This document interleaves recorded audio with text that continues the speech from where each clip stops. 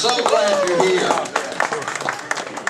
It's going to be a cold one in New York. And this is the get-up. The only thing I don't have on is the black ski mask, because if you get out of the car and go into the 7-Eleven, they get a little upset. It's all the gear that they gave us. They gave us, realistically wore all of this, 6 layers of clothes. We were expecting 0-degree weather from the time we went in there. And from the week prior, it snowed, and we needed every bit of it. As we got closer and closer to the date, they just, it got warmer. And we kept kind of stripping down, but we knew at any time we would get snow. And so the reason we were there is part of the Mobility Assist program for the NFL and NFL transportation. And we were there. Bill Port would have been a great candidate for us. He's got money. He's got wealth. He has a lot of interest in sports. And so his team finally makes it to the Super Bowl. And we expect him to walk 2 miles from his car or transportation to get to whatever level of seating he's at. And so we had wheelchairs to assist people. It might have been people with a broken foot, broken leg, just had a recent heart attack. It didn't matter. We just, if you needed assistance, then you could call on us or make an advance reservation, and we would get you to your ultimate destination. So that was the plan. What I want to start out and say, as a disclaimer, I'm doing this for Steve Snyder, but I'm such a microcosm in the overall wheel of stuff. I don't want it to come across as I actually know what I'm talking about. What you get is a personal experience while we were there and why we were there. So it's Super Bowl 48, and I'm going to be your tour guide, maybe. So we're here. It's Super Bowl 48, and it's New York, New Jersey. And do not leave off the New Jersey portion of it, because there's a lot of jealousy, so to speak, within the communities there. New York City got all the glitz, and New Jersey got all the pits. But they tried to mix it up as much as they could, and we'll touch on that a little bit later. But your tour guide, the last time we left off, and some of you may know, I also worked the Super Bowl in New Orleans. And I was I take that back. I worked in New Orleans, and that was my first go around with Mobility Assist. We had different issues with transportation and getting people one place or another. For those of you who were expecting a Super Bowl presentation and you like to read the last chapter of the book first so you find out what the ending is, that's what this is. Seattle is going to win this game 43-8, and they kind of took a lot of the buzz out of it. So what I'll give you is some insight on other things that happened besides the game. I had titled this Dodging a Bullet, Super Bowl 48, and this is the skyline. When I flew in, I was at the PGA show in Orlando. It's 70 degrees outside. People are playing golf in shorts, and life is wonderful. And I flew from there into New York City 10 days early, 12 days early. And so that we could get ready. Well, it was cold, but it was dark, and you don't really know a whole lot. But the skyline that they showed on all of the signage around the stadium pretty much looked that way out of my hotel window, and I was in New Jersey, over in Secaucus, New Jersey. When I woke up the next morning, it was snowbound. There was snow everywhere, and I said, okay, that's what it looks like just that far away. And that's where they were having a lot of the NFL parties. All of the high brass was over there. The Metropolitan Stadium in East Rutherford, New Jersey, it was built in swamplands, and this is the campus area. This right here is the Meadowlands Racetrack. This is the stadium where they are. This red, blue, yellow, they're all various parking lots that surrounded the stadium. Interstates coming in and out of it. Now typically they had 28,000 parking spaces for a Jets or a Giants game each weekend. When the NFL comes in and they institute the security measures and TV takes what they need, they cut them 10,000 spaces. So now there's a stadium for 85,000 and there's parking for 28,000. So that was part of the logistical plan that they started planning maybe 3 and 4 years in advance once it was awarded. So one of those issues, the Super Bowl itself was the most watched TV event in U.S. history with 111 million people watching. That ramps up things as you go. It's the most streamed sports event ever up to this point. The largest TV event on Twitter with 24.9 million people tweeting about it. The crowd count that day was 85,529. And what, because of the transportation issues and the parking issues, they hatched a plan to have everybody use mass transit in the metropolitan area there. And so they thought, well, they could get that piece of it done. Parking, if you were lucky enough to get a parking pass, it was $150 a car if you could get one. You could not ride the taxi to the stadium because there was nowhere to let you out. They wouldn't stop on the interstate and let you go, and you couldn't get close enough to the compound to get in. So they were using trains, mass transit buses that would drive in and drop off at select locations. And then there were a few people who did have cars. In this area, right in there, I believe, was all dedicated to disabled, handicapped accessibility, and if they bought a ticket for that. Advertising rates, just to throw out numbers, and so you can measure things, was $4 million for a 30-second spot. And that's in comparison to the very first Super Bowl that was conducted in 1967 out in Pasadena, was $42,000 for a 30-second spot. So there's been a little inflation.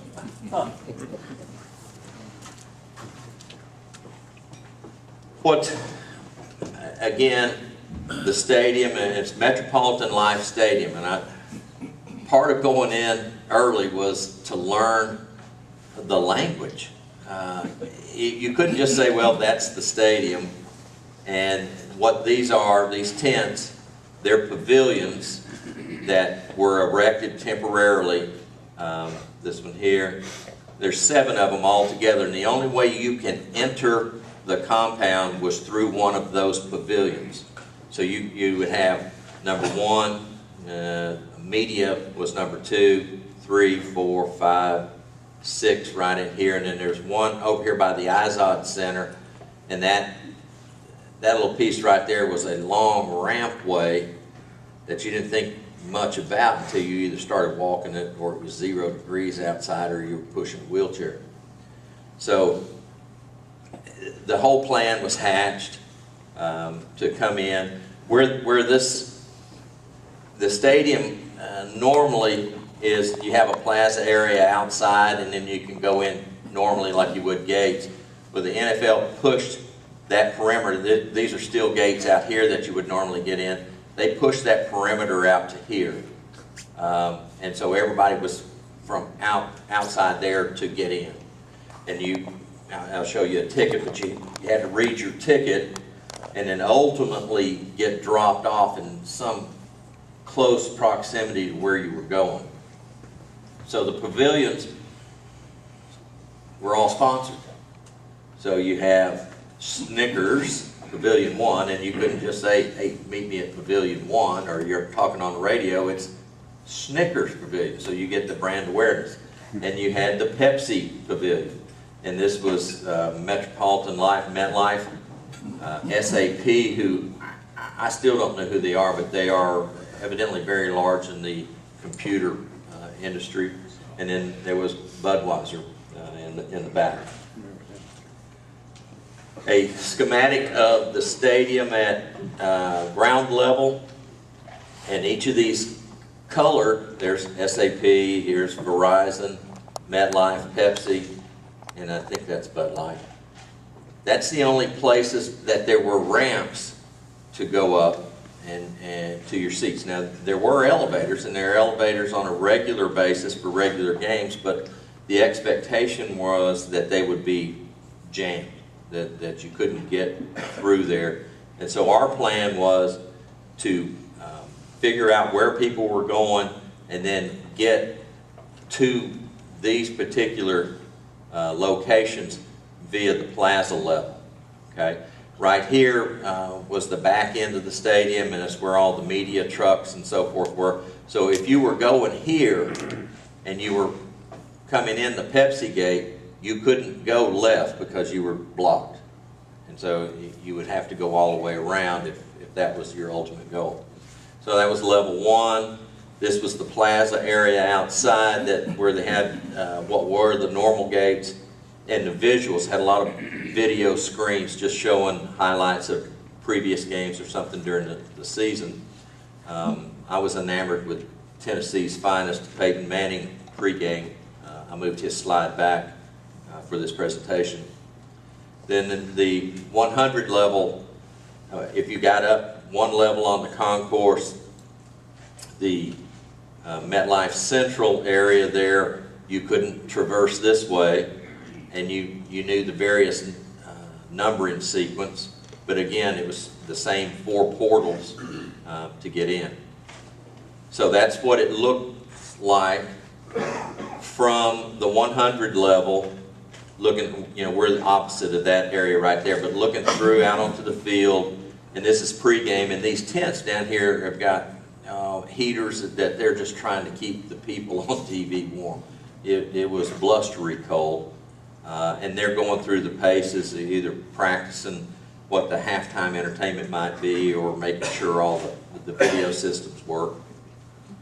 I met up with the general manager, the director of MetLife Stadium, been friends for a long time, so he gave us a tour and told us about some interesting tidbits that just go on behind the scenes, and if we get out of Superbowl mold, I'll give you some of that. But we're, again, still at 100 level. Then you get to the 200 level, and Lexus and Chase both sponsor both clubs where if you had enough money to participate in that level, you can go through there. During the regular season, they would let people with wheelchairs cut through Chase here and maybe go to their seats on this side. Not for the Super Bowl. If you didn't have a ticket that said where you needed to be at any particular time, security said no, and there was no arguing with them because they didn't know you from Adam and didn't care. You had enough money to be in there, that's where you were. Again, it's a whole nother level of numbers and locations. Then here's a side cut from where ground level, you can get up to 1 or 2, plaza seeing through, then there's in between, and then the suites, and then the 3rd level up on the top. Not all that bad if you've got a lot of mobility. If Bill's not going to make those runs up and down there, and I got to tell you, I didn't either. So from the 300 level, looking down on the stadium, those were some of the pictures that I had, and I may have another one here because I want to show you something. part of the deal is why I don't have a whole lot of pictures is you're not allowed to take pictures. You couldn't take pictures. You couldn't be out onto the field unless you had the appropriate passes. And so, you ever wondered what those people are wearing down there on the field? They look like these, and they'll get you through. If you had a green one, you had access onto the field, or an all access. They got your picture. They know about your family history and where you grew up. All that stuff is on there. So, yeah, you can't see unless you're close. But this right here, you see a little yellow speck? There's one there. There's one here. They're at each of these aisle drops. What those were was to handle all of the snow that came in prior to the game and landed in the open air stadium.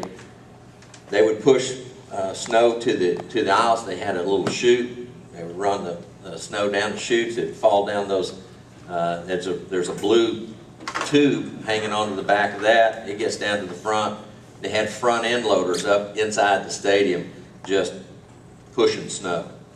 And the fear was if they got 6 inches of snow prior to the game, that they would still have to do that. You'd have to have a small army of people in all night pushing snow and trying to get seats clean so that people could come in.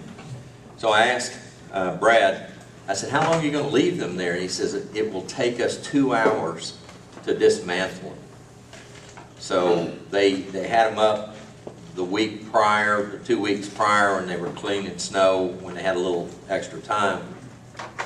But they did not take them down until 2 hours prior to opening the gates, and for that reason. So the entrance pavilions, and that's what I worked in. I was in Pepsi Pavilion 1 as it turned out, and there were 7 altogether, 5 of which admitted the public. You had an owners group, which is next to mine, and the owners came in, and all of their board of directors or whoever else might be a VIP. And then the media had their own separate entrance, but other than that, it was the rest of us. So I was out here alone in this area in tent Pavilion 1, Pavilion 2 here, 3, and this was the main entry area. And then 5 and 6 is where the trains let out, and they pushed all of the trains from New York City to Secaucus. And I thought, well, okay, they're used to doing this all the time. There's only one train line from Secaucus to the Meadowlands. And so everybody that came in from wherever they were coming from train-wise, they got to Secaucus, and then they had to get out, get on a train, get to the drop-off point, and they came in from here. Buses unloaded in here, and then there was also an additional parking garage here where the Izod Center, where the Nets used to play. And there was no way to get, that's an interstate going through there, so there's no way to get through unless you walk down that tunnel way. So there was some issues involved with transporting people that way. This is from our cars. We were parking, we snuck that picture in of what a pavilion might look like.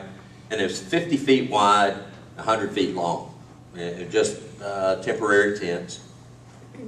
A little closer, the roadside barricades there, again, forming an additional perimeter on the security side of things, so that you're just letting those that had tickets and access to be there. There were no scalpers. You just couldn't get on the area. All the scalping of tickets and posting the tickets was all done away from the stadium. It's something that you might typically see. In the background is the MetLife Stadium from really whatever, the west side, I think. This, and I apologize, I thought this might blow up bigger. What this is the inside of a pavilion, okay? And it's saying you got guest services if you come in the tent here. This is the queuing line, and everybody's flowing in the funnel right here. You had to show them a ticket or a media pass immediately as soon as you got here, and you got pushed along the little Disney queuing lines back and forth this way until you came to the airport magnetometers.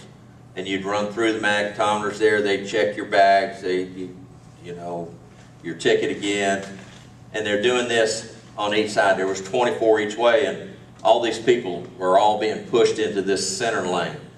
There was, right here we had entertainment, and we had dueling piano guys, and one was representing New York and the other was representing New Jersey, and they were playing either Bruce Springsteen songs, and it's just creating more noise and stuff as you go along.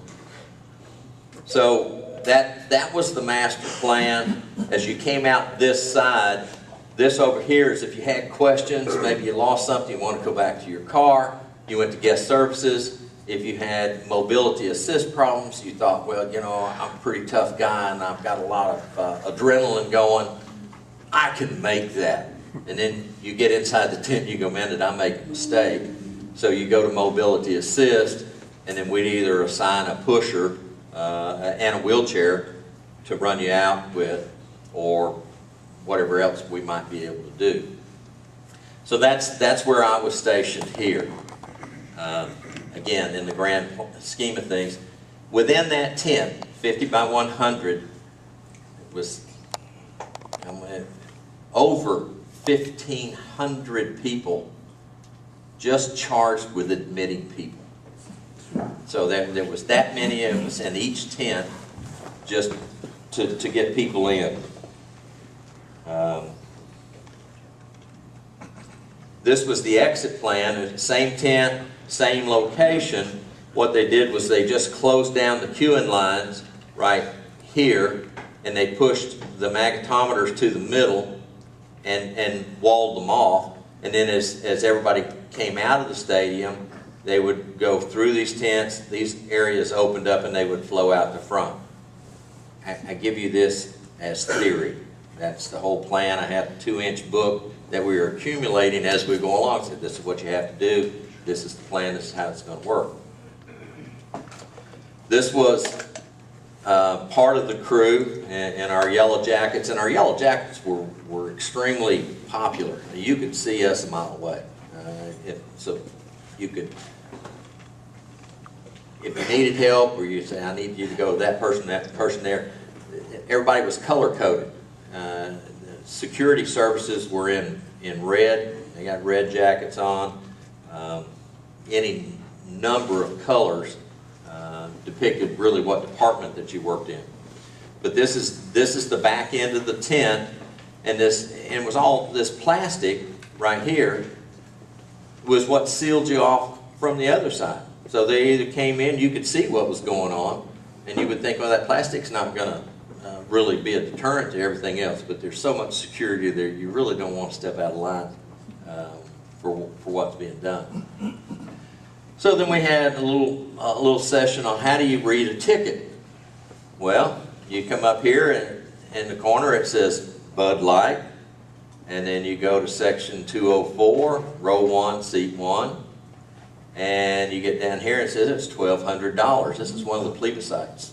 $1,200 to get you in the door. Again, read it through on the bottom. So it tells you which gate to go in. Now you remember the chart that I showed you. Okay, we're having practice here, so that's on the far side of the stadium, and they match each of the corners.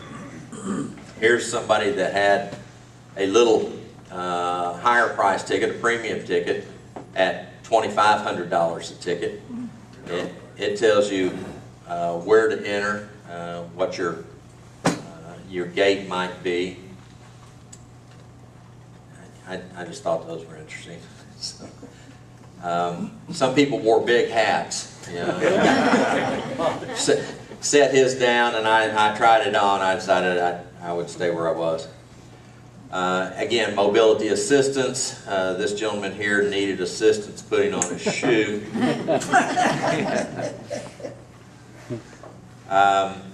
The overall game timeline, and the way that this went down, we needed to be there at 8 a.m.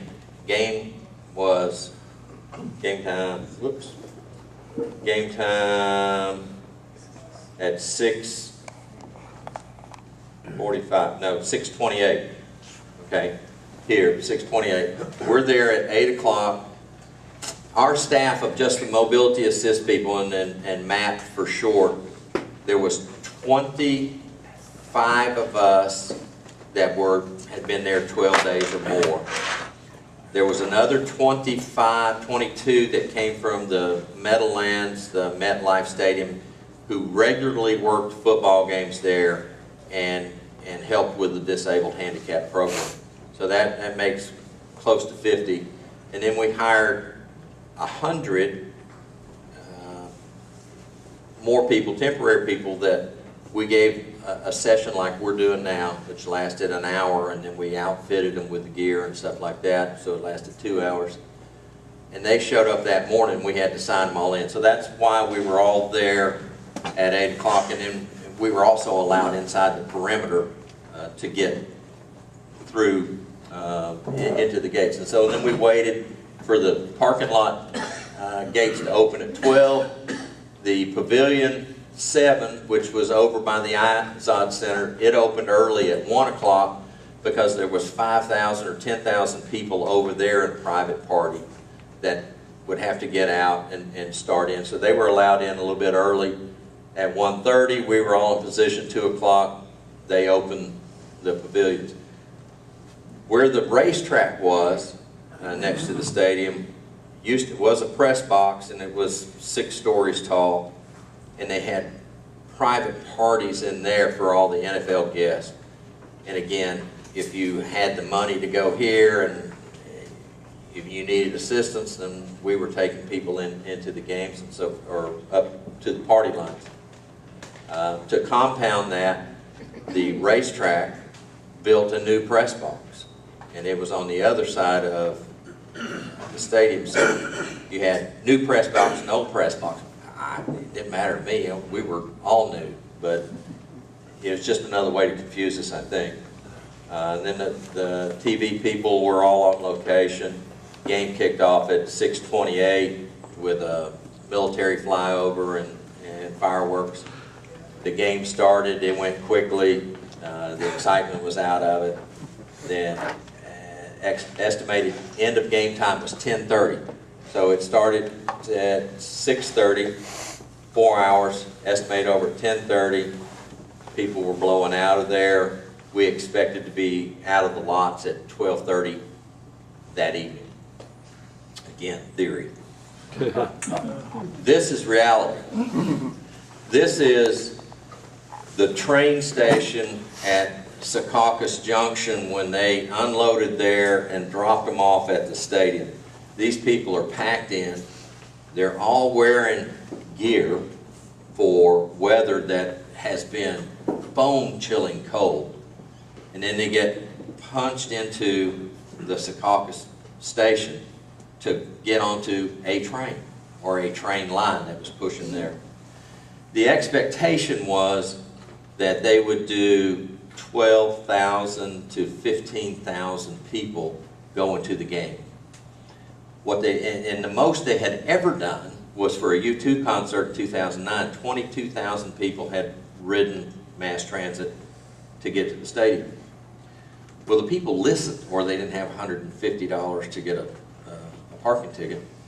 And so they all used mass transit. 30,000 people tried to get onto the trains, and they pushed over there. And once the trains dropped them off, there was nowhere for them to go, and they kept pushing them in here. So these people are a little agitated by the time they get to us.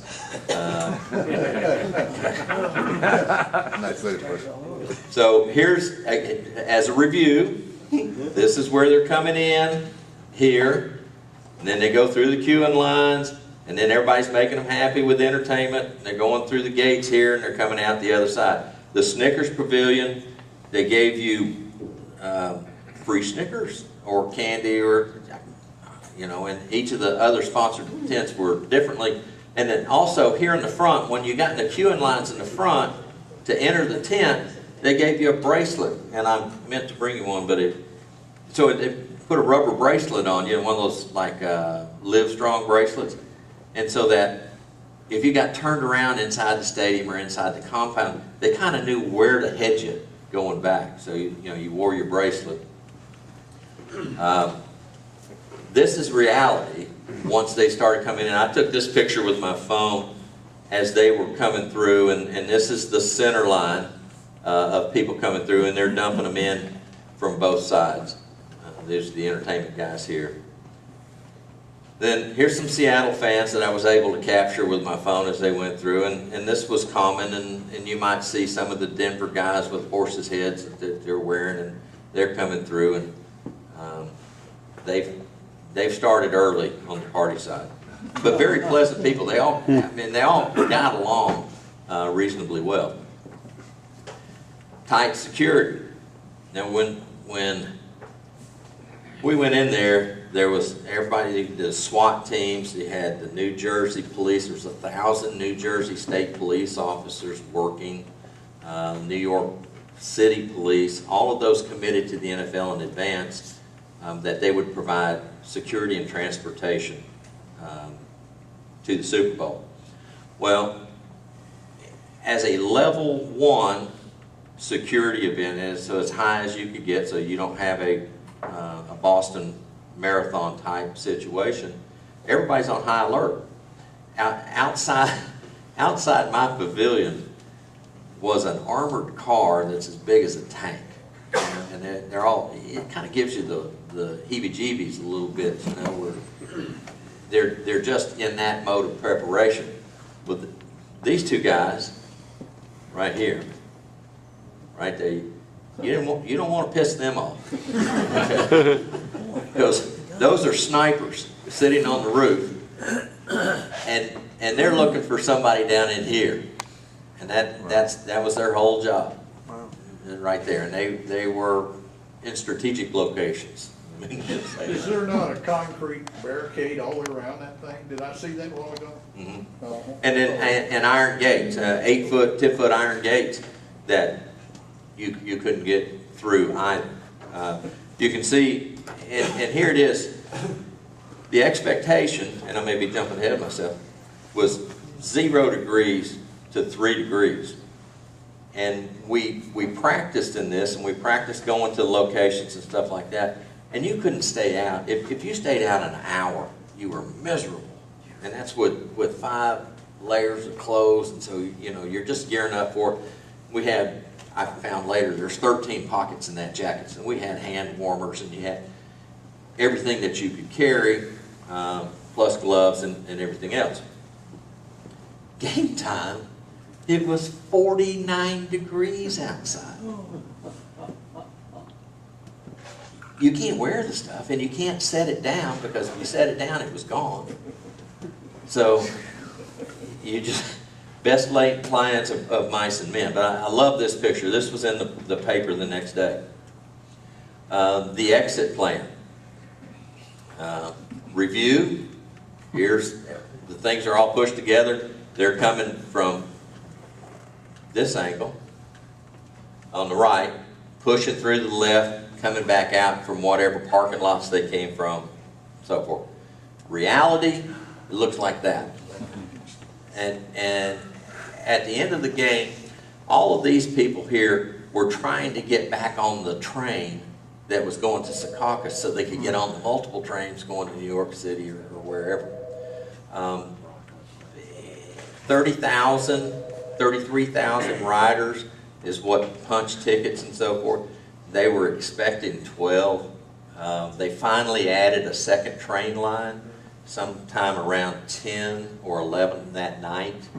At the end of the game, they made public address announcements, which is kind of rare. They said, "Stay here. Don't just stay here and go to the Chase Lounge, have a drink. It's going to be a while." So that's what these people were doing. And a close-up of these pictures, you can see the guys in red coats that are down here alongside. You see a yellow coat here and there. There's one right there. Just that sea of humanity, and said, "Okay, yeah, you help them. Come on." The morning after, at midnight, as we're trying to get people out, it started snowing, okay? All of the weather that we were expecting on the outside is, we got 6 inches of snow, and it started at midnight. At 8 o'clock the next morning, this is what it looks like. And had that hit 24 hours earlier, that's what we would have been trying to get people through all the various places. Another view, this is, these are golf carts, but the snow's halfway up on the wheels. Just not possible. So then 2 and 3 days later, so that was the next day, and we reloaded wheelchairs. We had 82 wheelchairs. I missed that piece of it. The snowstorm hit Missouri, Kansas City, St. Louis, all that was in here. Everything was frozen out. Wasn't so bad in New Jersey, New York. The planes could fly out. They just couldn't land. So if you were like me and I was flying back to the Midwest, we were locked in. I couldn't get out of New York because things looked like this. Well, then the next day, all of that snow that froze out Missouri hit New York. So you could fly in, but you couldn't fly out. And so I was in another day there. This airplane, and I spent 12 hours trying to get a flight. Now, if you cancel that many flights, everybody got canceled, and so you couldn't get on another flight going forward. So I'd been bumped one day. The next day I got on. My son was with me, and he was running one of the tents. So we got the same airplane leaving New York at 11 o'clock. We got up at, we left, I guess, the hotel. It was probably a 30-minute drive to the airport. We left at 7. Negotiated the snow and stuff that was there. They canceled the 8 o'clock flight. They canceled the 9 o'clock flight. They canceled the 10 o'clock flight. We're next to go at 11. They canceled the 12 o'clock flight. This is the 11 o'clock flight, and they worked on this plane for an hour. And these electronic guys up here in this like big cranes, and they're spraying down the plane. They worked on that for an hour. We were the first flight to get out. So next year the Super Bowl's in Phoenix. So we're kind of looking forward to that, but they're going to have similar issues. They're going to have the PGA Western Open is held in Phoenix the same week as Super Bowl. So you've got hundreds of thousands of people that are coming in for the golf tournament. And then you've got all the people coming in for the Super Bowl. Logistically, they're going to have the same kind of transportation problems. In Glendale, Arizona, where the football stadium is outside of town, much like Meadowlands are. And all the entertainment district is in Phoenix or Scottsdale. So they're going to have those issues where that's where our parties are going to be, and how we're going to get people back and forth. But hopefully it'll be warm.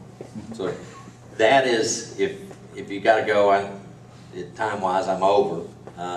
There are some other tidbits and things that I can tell you if you got interest. But if you got any questions, I'd be happy to answer them.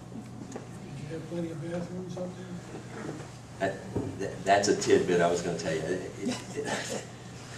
In my pavilion, okay, in my pavilion we got 1,500 workers. All these people are going to go through there, and they had a break room. They had a break room. In that break room, and they said it's a small break room, but you know, if you need to get off your feet or something, and it'll have a heater if you need it. There were 5 chairs like these, okay? And they formed a semicircle around 2 porta potties. Oh, no. And that was our break room. So, that, you know, that's odd humor, but that's the truth. They didn't go to the break room much in the afternoon. In the morning it was okay. Anything else? Brad told me where the Jets and the Giants play, it cost $1.8 billion to build, and both of the team ownerships went together, and they decided that they would use the same stadium. what would happen, they would play every other week. So the MetLife Stadium plays every week of the season, one game or the other. But if the Jets are playing, then everything's got to be green. And the outside lights that illuminate the stadium got to be green. And all the flags in the parking lot that would depict if you're in this lot or that lot would need to say Jets and they're green. And then if you go up to the suite level and the Chase Lounge and so forth, they've got Joe Namath and they've got all the other stars from the Jets and all your suite things. And then the next weekend, the Giants would play. You had to change all of that out. And it was costing $28,000 a week just to flip the signs. Well, when Brad got there, he had some efficiencies to scale, and they just would flip them, you know, so you'd have carpenters and so forth that come in and undo them, turn them over, flip them. You know, the lights on the stadium were fairly easy to change, but he got it down to about $18,000 a week for just having the game ready, just for color coding. Interesting tidbit idea. Yes, sir. What was the total number of support staff? Any idea, security, all you guys, the, the cops, all that stuff? How many non-fans, I know that there was 1,000 New Jersey police. I don't know how many in New York. Just in the pavilions, which is really all I knew anything about, there were 1,777 total. So I told you wrong. I said 1,500 people in each tent. It's 250 in each tent, just as personnel. Part of the deal, the guest services was supposed to be on my left, and if you had answers or had questions, they were supposed to answer all of those. They didn't show in our tent. And so as they came back through looking for answers, I lost this, or my ticket somewhere, or I got some kind of problem, I guess I looked old enough to be the guy. And they just kept coming to me, and yeah, I don't know. You know, some things you did know and some you didn't. The other thing was they designed all of this to work, but they didn't, when everybody was coming in, they didn't have an exit. And so there's a lot of people who worked all night, and they were leaving at, say, 3 o'clock to 4 o'clock. Just no way to get out. Yeah. And so they were not happy. But anyway, I've enjoyed it. Thank you. Good.